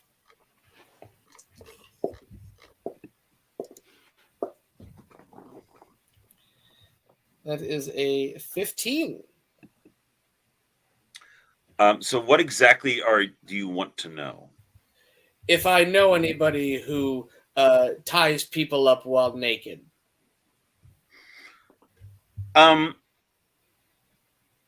Yes. Yes, you do. Given your profession, your management of a profession, rather. You know an Ophelia Summer who services clientele who like that sort of thing. All right. On our way out, I say I might have someone who knows about this. Also, so we have that lead. Also, the ship working. On our way out, Concierge. yeah, the concierge. Thank you. I also want to see just mention the name. Talk about Reverend Henry just to see if it flashes anything for anybody. Oh, just in the hospital in general? Yes. Asking around about him, no one has heard of him. Can we give a description? They still do not recognize him. No one has seen him. Bet he went north into the Yukon. I Well, hear lumberjacking is very good this time of year. Very good. Mm. So, how do we want to proceed? Oh, well, what time is it right now? At this point, with all of everything going on, it's about 6 o'clock. So that the light is starting to fade, but it is not set yet. I don't think there's going to be many people down at the docks unless they're, you know. Um, I Dock will point out workers? that San Francisco is a huge, bustling port. Oh, That's why it has expanded so much in the past years. It okay. is the gateway to Asia at this point. Right. Well, then. Oh. What's closest? Yeah, the docks of the palace. The Palace Hotel is on your way to the docks. All right. Oh, I say we stop in. And get some dinner while we're there. Oh. Yeah, they have an excellent veal. You are all about the fancy foods today. What can I say? I grew up hungry. Bet you did. You arrive at the palace. There is the lobby. Hmm. There is a front desk. All right. I walk up to the front desk. Is Mr. Henderson available? I'm he, says a very tall, erudite gentleman. How may I be of service? We would like to potentially ask about a certain client that came in here recently. Very unusual. Perhaps you could show us to a parlor where we could speak? And who are you? We're with the United States Marshal Service, and Ms. Monahan here is one of our greatest psychic investigators. He stiffens a bit and says, Might I see your credentials, please? Absolutely. He holds out his hand. Might I see your credentials, please? Well, absolutely. He looks at your badge for a moment, turns it over in his hands, does a little bit of scrutiny, hands it back to you, and then turns to Ida and Jackson. And your credentials, please. I pull out well, let's see here. Good to see you, Henderson. This one will do. He glances down at it. He looks at Ada. Have you ever heard of Madame Harmonium? Let's see if he's heard of Madame Harmonium. Yes, I have. That's just his side hustle, sir.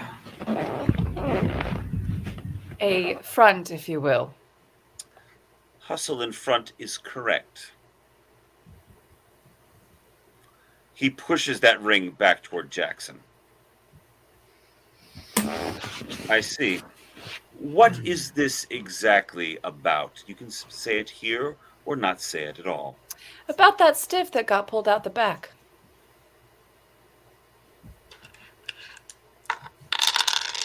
His eyes get big for a moment. I see. Would you like to go to the parlor now? Here is fine. What would you like to know? Well, what was he doing the night before he died? He was renting a room from us. And? He did not need a second night. Obviously. Now, did he have any visitors register at the desk? They No. usually don't register. Did he have any associates? As far as I'm aware, he was alone and rented the room. Could I please see your credentials, as it were, the register from the night in question. He gestures at a large book next to him. Turn back 3 pages. All right. Going down the ledger, you do in fact see Edmund Bagstock has he paid for in advance 1 room for 1 night. There it is. Any other names that seem of note on the page? Give me a quick investigative roll as you scan down the page. I'm going to write down the name of Ophelia on a card there while they're doing that. And I'm going to say, was he? He didn't have a company, and I slide the name over. He glances down. He glances down, looks at it. Give me a perception type roll, Jackson. That's 9.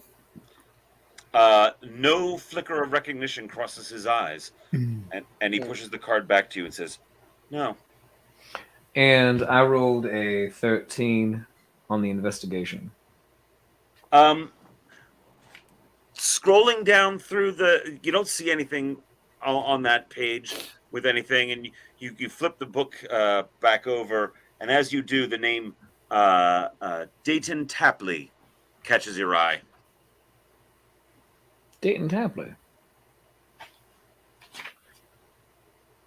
He's missing too. When was he here? So when did he stay? 2 days later. And that is how far from now? That is about 7 days ago. All right. 8 days ago. Did Mr. Tapley happen to check out of the hotel? I'm sorry? Did Mr. Tapley, Mr. Dayton Tapley, happen to check out of the hotel? He looks down and he looks at the entry. I don't have a record of him checking out, but he was paid and nothing was in his room when the maid came. So someone else has since stayed in the room? Yes, of course. We are very busy. All right. He now appears a little bit confused. What about the room where the deceased was found? What about it? Has that been used yet? Or... Of course, we are a hotel. We rent rooms. The room was cleaned and then rented 2 days later. Did you burn the bed? We changed all of the bedding. The sheets. What'd you do with them? They were used to take him to the hospital. All right. He was wrapped in them and taken out the back. All right. Could we have a table for 3? He stops for a moment. For dinner? Yes, please. Yes. Yes, of course. Sam, would you please prepare a table for 3? Great. Thank you. Is there anything else you can tell us about these events? He leans in close. Look, we are a respectable establishment, and we want no muss, no fuss. It would be very bad for business. So, when he was found, we removed him to the hospital as fast as we could and as quietly as we could. We took all that he had with him in that room at the time, which was not much. There was a pile of clothing. We wrapped him up in the sheets. We took him there. We gave him to the sisters. We washed our hands of the affair. Thank you very much for your cooperation.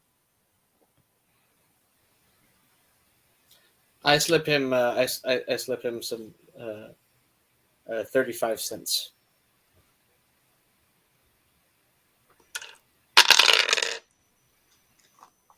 He looks down, gives a wry smile. Thank you, sir. But he does pocket it. It's a $10 tip. I did math. I looked this up. Fair enough. Shall we? The feel is great. And so you sit down for dinner, wondering what happened to Edmund Bagstock. His body found in a hotel room, bound up, desiccated. His corpse secreted out the back of the hotel to the hospital, where the nuns quickly interred him, not even letting his own sister Emily take a look at the body. In addition, there are 3 other gentlemen missing. Edmund was a businessman, as were the other 3. He had a ship, the SS Sturgeon, that he was invested in. You have his appointment book.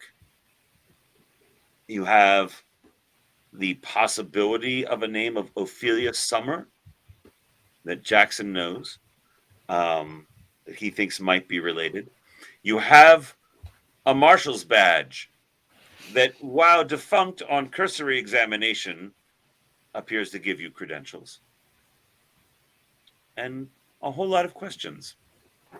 And with those questions, ladies and gentlemen, we're going to call it an evening, as it is nigh on to 11 p.m. Beat salad, please. Thank you so much for joining us, everyone. Before we go, I do want to take a moment and go around and ask the characters what they are thinking and feeling right now. So we're going to start with Ida. Ida, what is Ida thinking right now? She is very, very, very intrigued. I don't think I've ever heard of anything like this happening, and I've heard and seen a lot. The idea of someone being absolutely desiccated, drained, ensanguinated, if you will, is intriguing, and I am very, very curious. Very well. And what does Jackson think of all this? Oh, it seems like something from one of the stories I've been reading, and I'm grateful for it, but at the same time, there's the gnawing feeling that what was fiction to most people, we've seen in real life in terrifying ways. So it's thrilling and terrifying. Very good. And Roland, what are your thoughts? Well, I gave a terrible day. I picked a terrible day to begin drinking again. This is reminding me of another adventure that I was not on, but that I'm reminded of, involving some other exsanguination. And I'm just seeing if I can, if I'm trying to not let the actor get too far ahead of the character here. Very well. Yeah, but also Roland is like, how much further investigating can we get done with this old badge? Indeed. How much we will find out. Thank you, everyone, so much for joining us. Tune in next week when we will pick up the investigation. Once again, 9 p.m. Eastern to 11 p.m. Here on Nat 21 Adventures. I would like to take a moment to thank our players and get to meet them. So going around once more. Ida, if you would introduce yourself in real life and who you are and what you're about right about now. Hello, my name is Katie Hauser. I am a member of Chase Treasure, and I will be at the Central Missouri Renaissance Festival from May 6th and 7th, and also the Southern Indiana Renaissance Fair from May 13th, 14th, 20th, and 21st. So if you're in that area, come check us out. I also have an Instagram that's called Rune Away with Me, Katie. I do rune readings and oracle readings. So yeah, if that interests you, come give me a like. Excellent. Yeah. And we also have Jackson Weatherwax is here with us. Hello, my name is Steve-O Dockerson, hobthetroll.bandcamp.com. This year I will be at the Sterling Renaissance Festival, where I will be Royston Badgernoose, Sheriff of Warwick. Yes, I'm in charge of things. But yes, hopthetroll.bandcamp.com. If you've ever wondered what a singing British Trolls rendition of classic Men at Work tunes, boy oh boy, are you in for a treat. Oh, now I'm curious about the Men at Work tunes. Uh-oh. I'll have to- There's a kazoo. well, why wouldn't there be? Who can it be now? Who could it be now? Okay, that's where it fits. That's perfect for it. And we also have Roland Hussey is here. Hi, everyone. I'm Dan Kostelik, sometimes your friendly neighborhood Shakespeare at Renaissance festivals near you. And my new album just dropped this past Sunday on Shakespeare's birthday. Those Midsummer Night's Shakespeare's Summertime Study Guide. It's just fully available. It's not even pre-sale. It's just sale.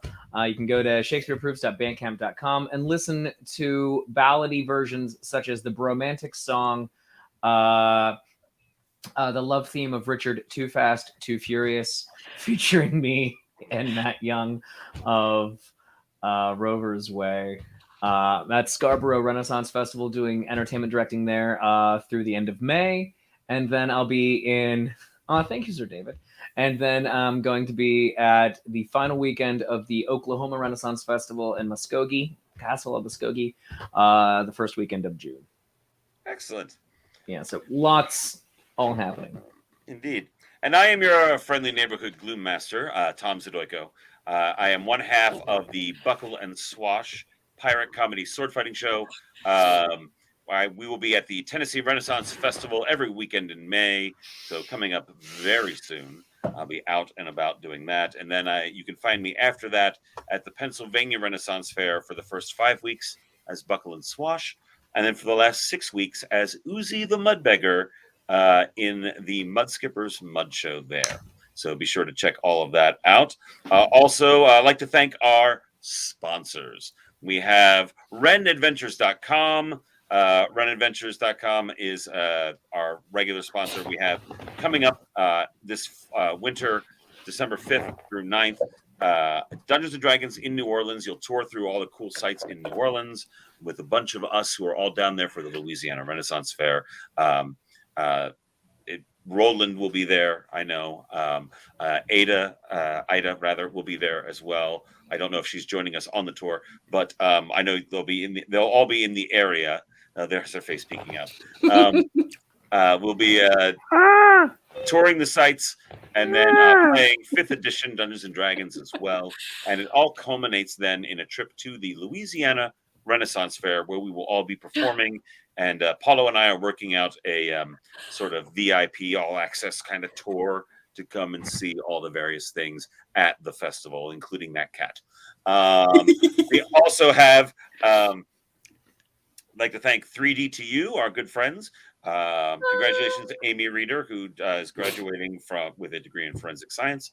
We hope to have her on again to talk some more forensics at some point further on down the line. But they're doing 3D printing and wood burning. They make dice trays, dice towers, journals for your gaming needs. Check them out at 3d2u.org. And of course, my beautiful wife in the background, Handler Z, has written a book, a collection of short stories and poetry, various fiction, and we've collected it all into a book called Dare. It's available on Amazon as a paper copy or as a Kindle, and I do the Audible version. And we are having a child, she and I, coming up in the end of September. Our little baby bat should be born by then. So help us buy lots of goth onesies. So you can do that by checking out our book there or visiting us on our Patreon at Quill and Quote. You have to do Patreon/Quill and Quote. Otherwise, you will not find it, as it is rated R. So you have to actually type that in to find us. If you follow us on Patreon, all those short stories that we collected into the book, we do release them all as she makes them, and then I record them. So you get them all well in advance and then get it out that way. Also, please, you can check out Nat 21 Adventures on Patreon and Discord. I believe we've got all sorts of different extra content over on Discord. You can check us out there, and including more cat pictures of either Dan or Katie's cat Mine is locked out of the room. Otherwise, he'd be in my face right now during this entire thing. So check us all out on all the various. Tune in next week where we will have a little bit more investigative and horrible things may or may not happen. Until then, friends, thank you so much for joining us. Have a pleasant evening. Mwah! Mwah.